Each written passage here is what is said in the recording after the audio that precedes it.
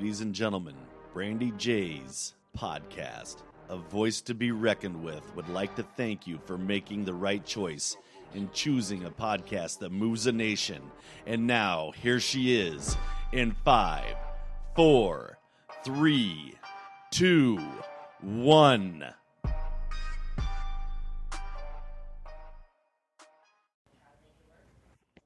was so excited to know that it was time to listen in and talk with Eric Morris. He's so down to earth and is the epitome of Southern hospitality. Let me tell ya. Hey everybody, I'm here with Brandy J, A Voice to Be Reckoned With, Season 3. I'm here with the great Eric James Morris. Are you there? Yeah, I'm here, Brandy. How you doing? I am doing well. How are you today? I'm doing great. We're in beautiful, rainy weather of Atlanta, Georgia. Oh yeah, it's raining again? It is raining. That's all it does here. Every day. rains. So we get 1 day of sunshine and we get 10 days of rain. Oh, wow. I guess in San Diego, I'm always like, oh, what is that? Because it was supposed to rain like this past weekend, and it looked like it was going to storm. I was like a little excited, we really get it. And it didn't do, all it said it was. So I was like, that's it. But, yeah, that's what Steve says. It's always 70 and sunny in San Diego. Yep. Take Christmas tree to the beach. Yeah. I know my son's dying for it to snow. He wants it to snow here so bad. And then I listen to other people, and then I'm like, son, just be grateful for what you have. Some people are like stuck in the snow. Yeah, no snow, man. Just go visit in the mountains and come back. That's right. The thing. We don't get snow here. It's very, very rare. We didn't get any. Well, I'll tell you that we got a little bit one time. It lasted about half a day. We had about 1 inch on the ground, and that was it. But we don't normally get snow in the mountain. It's rare. But the kids enjoyed it, though. Yeah, they got out and played. It was kind of crazy, trying to make the most out of 1 inch of snow. You really just make a mess more than anything. I can just imagine. Well, man. Okay, so what's been going on? Are you working on any projects? Right now, of course, I'm still, auditioning. I went and did an in-person audition today for a show called the Saints and Sinners. It's a show here in Atlanta. It's going on season 5. That was nice. That casting director that's here in Atlanta, his name's George Pierre. I auditioned for him a good bit. Nice guy, but this just kind of ironic that today I went in and saw him in person. So, but we have a film project coming up this weekend where they have a 72-hour horror film fest thing. It's a competition. A director buddy of mine decided to put together something. It's called, I think it's called Incubus or something like this. I don't remember the name. It's got a cool story plot, and I play the guy that's kind of locked. I'm in an insane asylum, and I'm being taunted by some demon girl that's giving me a hard time in the middle of the night, if you know what I mean. And then the prison ward, they think I'm just crazy and I'm actually trapped. It's one of those kind of horror things. So it's going to be a lot of fun. Yeah, sounds like that kind of movie. Yeah, it's going to be kind of crazy. So I'm excited about it. It's just something kind of on the wayside. I like doing some horror stuff. So it's and I know these guys. I've worked with them before and some other stuff. So it's cool. But that's the only thing I have pinned down. I got something coming up this summer. It's an episodic that we're doing, and we're supposed to. I come in on episode 3, then I'm there for the rest of the season. I'm the head of the bad guys. I run a bunch of crooked dudes, man. We tear stuff up, if you know what I mean. So, but yeah, that's about it. I don't really have anything pinned down. This business is so flaky. It just comes and goes. It's always last minute. Yeah, I never know. They may call me back tomorrow and ask me to be on set this weekend. So, who knows? So. Yeah, for sure. Well, you seem you're a man of many talents, because I seen some of the thing you made. What do you call that thing you made for your house? Oh, the mantle. Yeah. You saw that? Awesome. Thank you. Well, appreciate it, man. I've been remodeling my house, and we just got tired of not having a mantle, and I was like, all right, I guess we'll just have to figure one out. And so I did watched a couple of YouTube videos and saw some people that was making stuff out of that looked like, like a big giant piece of barnwood. And so I decided to give it a go. And it's actually made out of 1x materials, 1x8 and 1x10s. And I got a table saw. I just kind of got creative, cut it down to size and glued it, and started sanding on it to make it look all weathered, and then beat it up with a bunch of tools, and then stained it. And it turned out 10 times better than I ever thought it would. So that's a good way to save money. It cost me maybe $35 in material. So a lot cheaper than what it would have cost to have bought, a big chunk of wood like that. That's actually a solid piece. Yeah, that's awesome. Go get her attitude. Just go do it yourself and find out, hey, could have been probably built my own house. Well, I mean, I've been in construction my whole life, really, and acting something just came, just something I like to do. But I actually have built a house before, my own house I used to live in, and this house that I'm working on, where I put this mantle in, it's been a complete remodel, and it's still ongoing. I'm so busy with business and acting, and we just kind of fit in with what I can when I can. So that mantle was one little small step for mankind. So, that's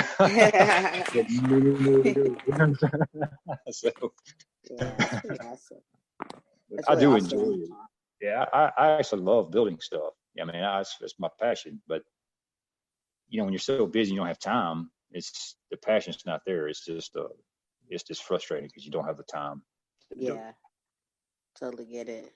Mm-hmm. Yeah, I wish I had that talent. I mean, I have others. I like paint and I build small little like models and stuff. But if I could build, because people might not know it, or they don't think it. They think I'm probably girly and stuff because I look girly. But I don't mind getting dirty. So I would totally. That would just be so amazing if I could build my own. So I built this little house. Maybe I'll shoot you some pictures of it. And I did detailed it. I had the stairs. I did the door. I put carpet in it. I just I really went all out. And I was like, man, if I could really do this in real life. There you go. Start off small, build you a little like a tool shed or something, and for sure. Just gave me an idea. That's it. Just add it to my bucket list. See, there we go. Exactly. Yeah. Wow. So Eric, what do you do for your free time? Well, what do you like to do? What's you like to build, but do you have anything else that you do that you don't get to do that you would like to do more, that you have been, or I'm a physically active kind of guy. I'm into riding bicycles. I do road bikes, and I try to get out and ride. We have a crew of guys will meet up, and I have a trainer. I get on I'm sure you've seen the commercials for Zwift and all that. I do all that stuff. I ride, and that's pretty much my only escape, really right now. I mean, I love it. It's a lot of fun. It's just a way to kind of release. I like to, of course, go walk. I used to do a lot of hiking, but we kind of got out of that. I have a dog a greyhound that will walk, and he loves to go walking.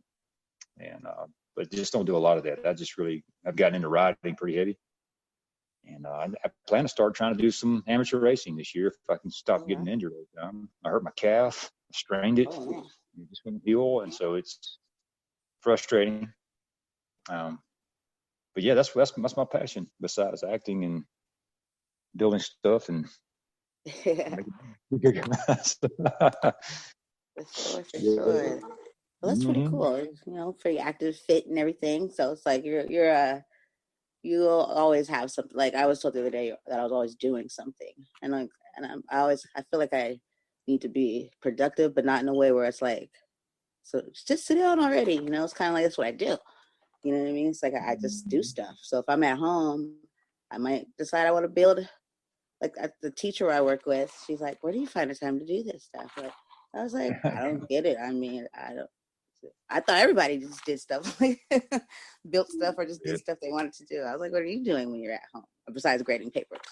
I just decided to build a house, a little miniature house. I don't know. Well, that's cool. That's it's all about wanting to. Some people just don't want to do anything else. They just want to just vegetate, and that's a bad habit, in my opinion. It's always good to stay moving, stay busy mentally and physically if you can, because it's just better. You don't want to be one of them guys that looks back, 20 years from now thinking, I sure wish I'd have done that. Right. Exactly. So just gotta make it happen. We were just talking about this last night, actually. It's kind of ironic we're talking about it again today. Right? Yeah, I was telling my friend the other day, I said, it's 2020. I said, I have a bucket list, and I'm living. I'm going to, I'm not getting any younger. Just not saying 42. I forgot if I was 41 or 42. That's so sad. I check with my son again. He always tells me how old I am. Get the calculator out. Correct. Yeah.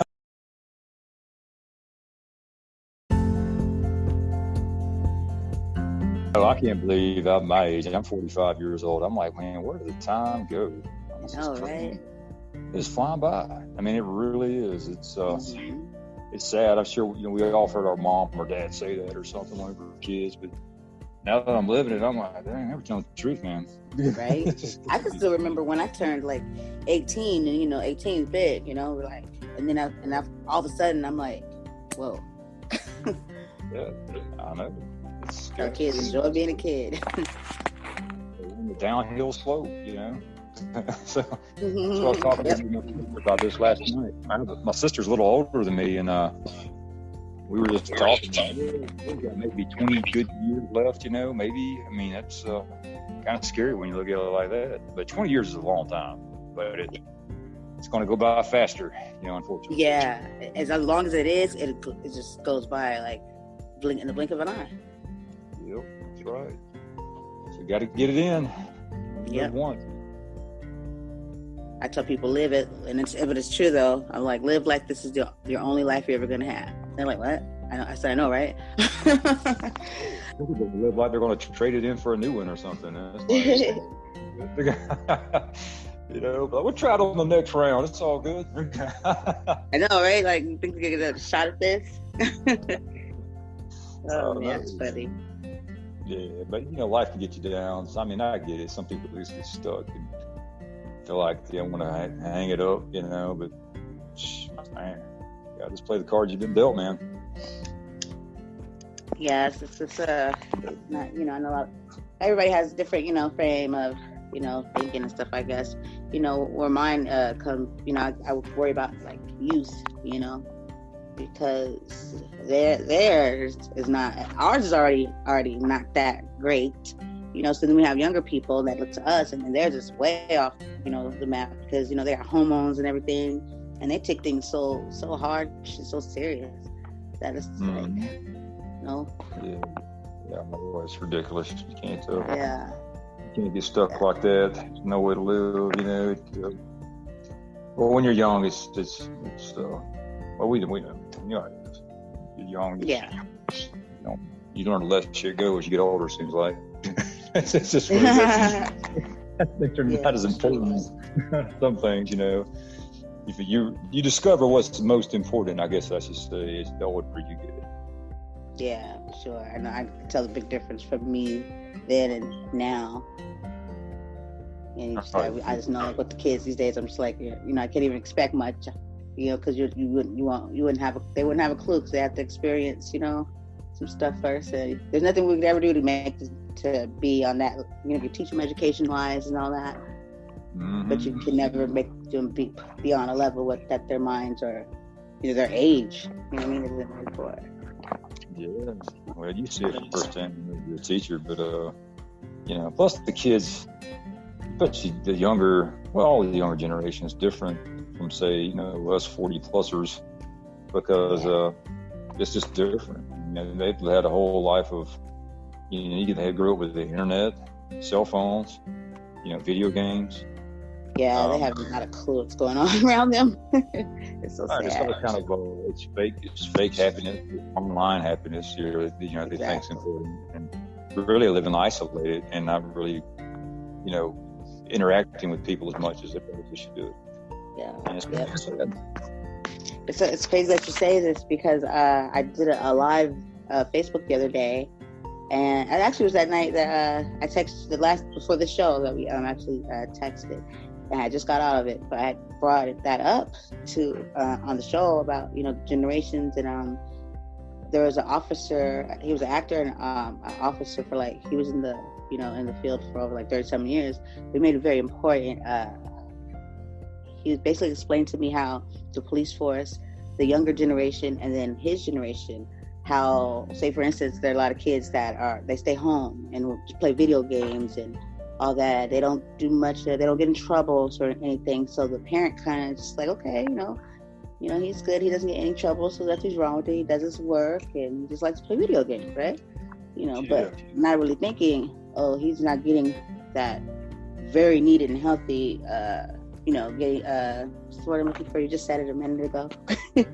Interacting with other people and socializing and stuff, adapting, maybe even getting into a little confrontations and dealing with, what I mean? Dealing with stuff. Yeah. Reality, because you miss out on all that when you're just, arguing with somebody online, or if you're totally different. It's different, and so I don't know.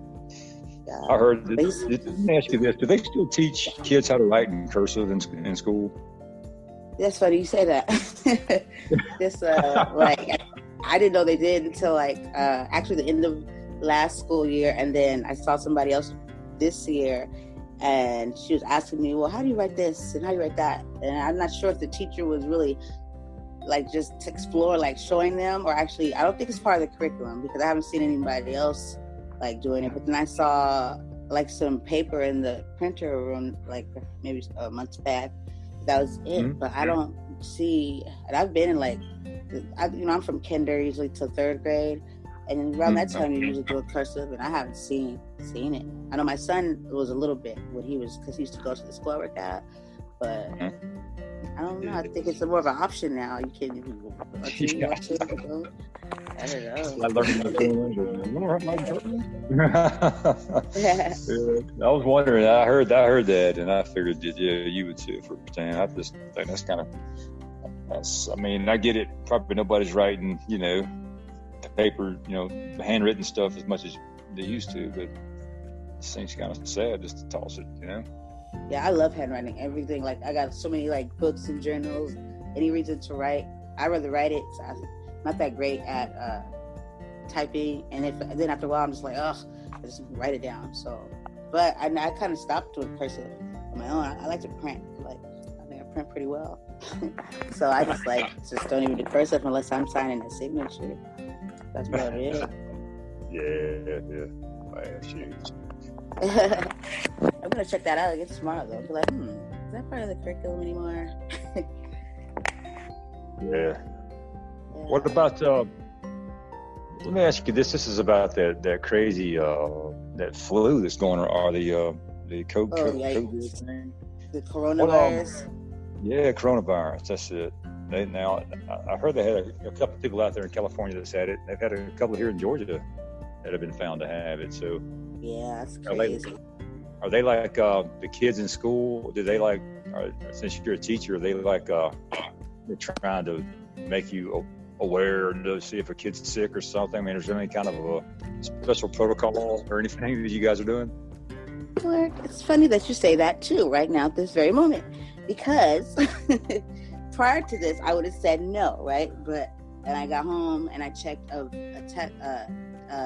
information, and then it said, let the parents know we'll be passing out information soon. And so I guess that we are. I don't know of any, but I guess that we are. But I I don't know of any, but I started thinking about it today because this little boy, and I don't know what the symptoms and the signs are, but I just looked over and I saw him.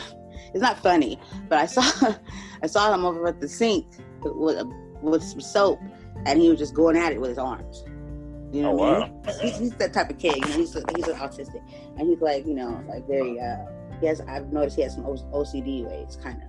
But he's over there, and I kind of checked on him. So I work with him closely, and I said, but I kind of stepped back a little bit. I was just going on. So you know, I'm just itching, and I was like, okay. So I kind of spun him around a little bit, and I asked him. I said, does this happen often? But I'm with him a lot, and I've never seen him do that. So, you know. Yeah, maybe his parents told him make sure he washes his hands or eat something. That's yeah. You never know. I just find it odd to be completely honest, because you know I try not to watch a lot of news because that'll get me going. You know, I'm very like sensitive to things. I'll take on somebody else's pain, and then I think it's gonna happen to me. But things I've been told. You know, I'm always gonna be that person. I'll probably be that person the teacher's like, oh my God, tell her to shut up. I've got questions. You know what I mean? I'm like, well, how did it jump from her to her? And wouldn't all these other people be in danger too? The way that they're saying it spread, like the girl in UC, I'm like, well, who got past her? Who'd she get past? And she's the only one in this area right here? It's just, I just found I had questions. I want to know how long did they know about it. It's kind of scary. It's pretty bad, but hopefully they get it sorted. Get something. Yeah. Nothing, man. I don't know. My friend pointed out to me. He's like, if you look on the back of the aerosol cans, it says something prevents or helps with coronavirus. I never even noticed that until he showed it to me. I'll be. Yeah. He said, yep, on the back it's supposed to kill the influenza or whatever. I have questions, you know, and I think, I don't know if everybody should, but I know I do, because I just want to know. I don't know. Sometimes I just see through some stuff. You know, I feel like it got over here, because I thought when you left the country that it shouldn't have been that easy for you to, when you go places like that, it takes time for you to get back, right? Or you have to get checked, or so you don't bring it back. So. Yeah, I kind of dropped the ball on. Yeah, that's what I said. That's kind of like crazy. But the length of time that it takes, they say it's like anywhere from a couple of weeks to even a few weeks for somebody to, that could have it and not even know it or whatever. It's kind of scary, but I don't know. Hopefully it will pan itself out. Sometimes they say those viruses they'll just evolve, and they could become worse, but they can also get nicer. Yeah. Or not so bad, not so catastrophic, especially the older people, because there was those two folks up there in Seattle or more than that. I think 4 or 5, there was a few of them up here that actually died. Yeah, I think like 4 or 5 I read today. Yeah, it's crazy. Yeah. But I don't know. We'll see. Hopefully get it sorted out. But I mean, usually they do, right? Isn't it just kind of like the whole when we had the anthrax, and there was something after that? Does this usually kind of happen, and it kind of just dies out? We don't hear about anything else again. So the next one. Yeah, I saw a buddy of mine. I forget that he had like a little meme or a list that it posted out every crazy epidemic or whatever since like the year 2000 or something, and a lot of those I'd forgotten all about, like Y2K. There was a couple of illnesses that went around that I'd forgotten all about that were supposed to be catastrophic, and but this one seems to be pretty contagious. But I don't know. It's I think get it sorted. Some of it might just be a lot of hype too, scaring people. There's money in that too, so. Yeah. That's why I said I have questions. Hype it up on purpose, and so it's kind of crazy. And the things people do. My son was like, "They wouldn't do that, Mom. I told you, coronavirus came from animals." You're just like so upset.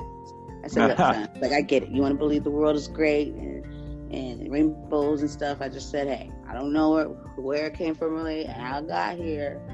He's like, "Well, why would they want to hurt their own?" I said, "Son, you have some seasoning to do. Just don't be naive." Oh, keep your mind open. You just never know. It's crazy world, man. I tell you. But yeah, hopefully we'll all stay healthy. Just take some vitamins. I don't know what's to right. Wash your hands. Just keep your hands clean. That's the secret. That's what you got to do. And I know a lot of people are wearing the mask and stuff. So I mean, hey, I'm not mad at them. Gotta stay safe. Yeah, definitely.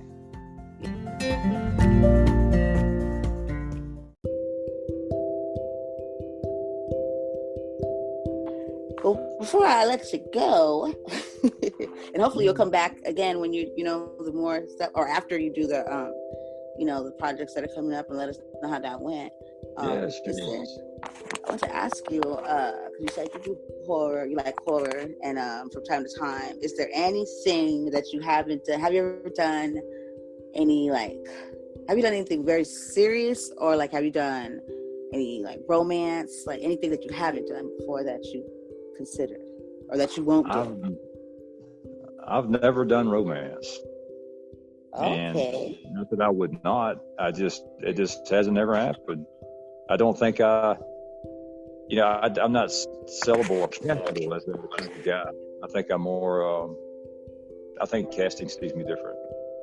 I just don't see me as the love story kind of guy. I mean, I've played in stuff where I've had a wife, or just stuff, goofy stuff like that, but not a romantic.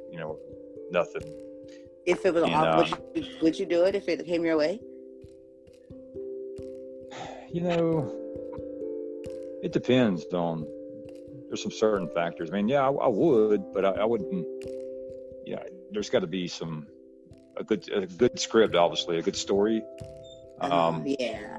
And then hopefully, working with some good people that produce good stuff. Because that really matters. Yeah, I've done a lot of stuff where it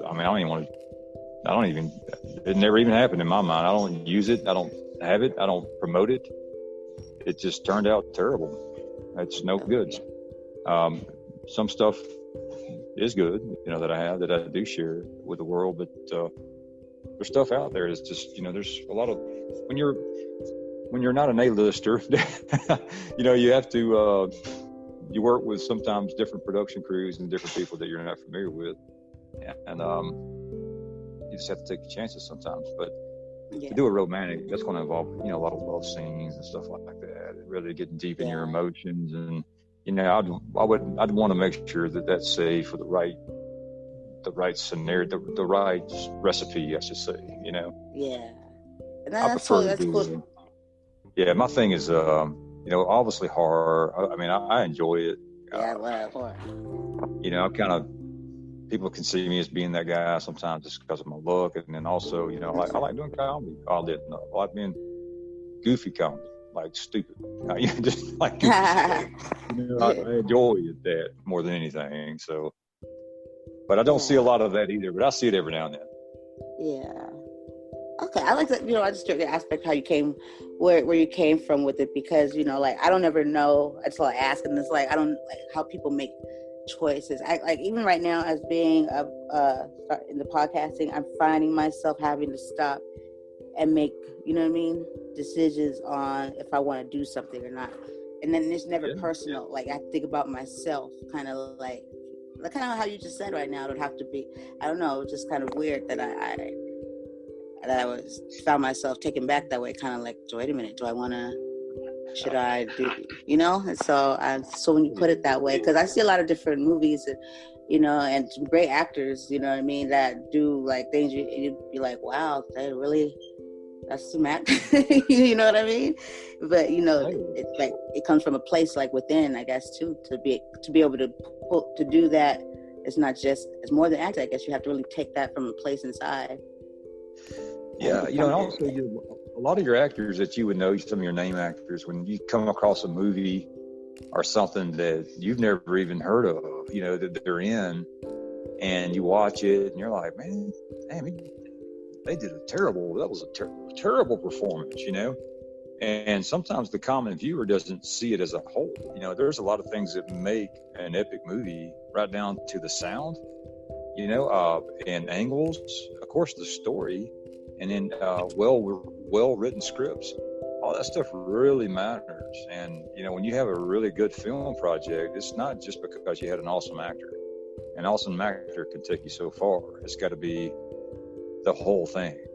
When something's missing, there's something missing. And your average person in the audience, they're not able to point out what's missing all the time. They just think, wow, man, Tom Cruise, he just that wasn't his best performance, just whoever, it's, so, and I look for stuff as an actor. I look for stuff a lot of times that I've never seen, especially with a name talent that I know or recognize, whatever. Yeah. And I like to kind of I watch it, pick it apart. Why was this project not, why was it so unpopular? Why have I never heard of this? Just stuff like that. And I'll figure out why I watch it. I enjoy doing that kind of stuff. That makes a lot of sense. Okay. Yeah. So I learned something today. Okay. So I guess, choose your, I mean, as a B-list actor or even C, whatever you want to call it, where I'm at, it's just, you can't be too choosy, but I'm at a position, where I am a little more choosy than some others, because I've done a lot of stuff. And yeah, and you should be, because that's like you represent yourself, and that's, that's. Yeah, I'm just not quick to get in any project. I want to be in good stuff, even if it's low budget, no budget. It doesn't matter. I want it to be good. And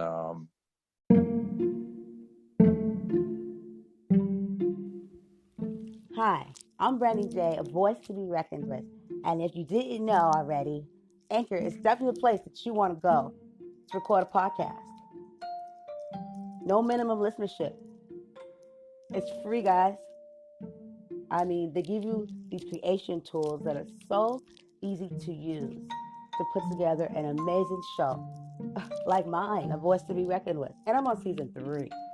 Okay? You can distribute your podcast to places like Google Cast, Spotify, so much more. And did I already say minimum listenership? I mean, you can record and people can find you in your audio library and listen to you whenever they want, wherever they want. You can record on your phone, in your car, in your bathroom, in your room. It doesn't matter. Your voice can be heard. Your voice can be a voice to be reckoned with. Also, so please go now. Go to Google Play or Anchor.fm. Please, don't miss out. Go now. Join Anchor.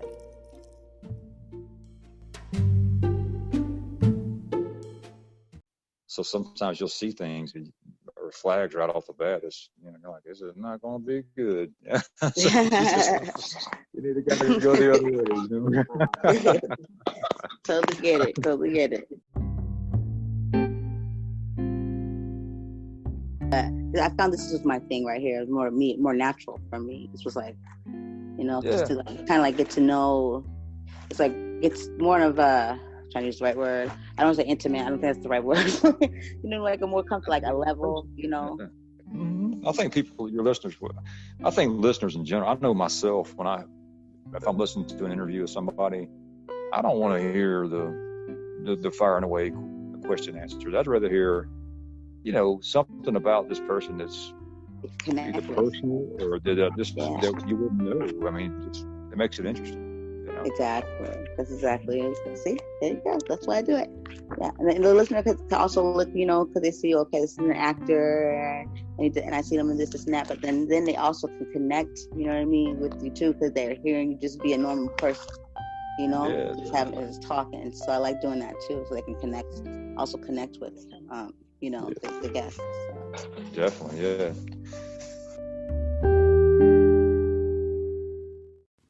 Hey everybody, you're listening to Brandy J's A Voice to be Reckoned with.